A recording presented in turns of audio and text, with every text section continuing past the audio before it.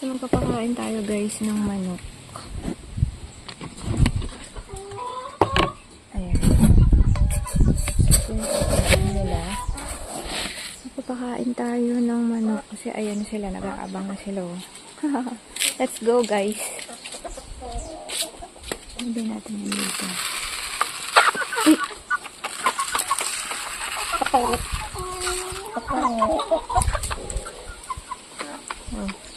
Dali.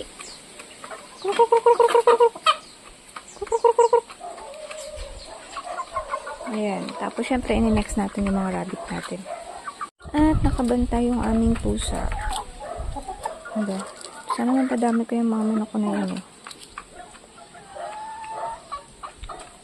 Yung isang manok ko ay naglilimlim na nangingit. Nangitlog kasi siya.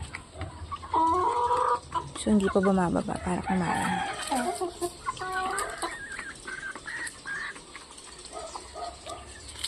Because backyard farming is life. Ayan. Kaway-kaway sa mga katulad ko na mahilig sa manok. Mag-alaga ng manok.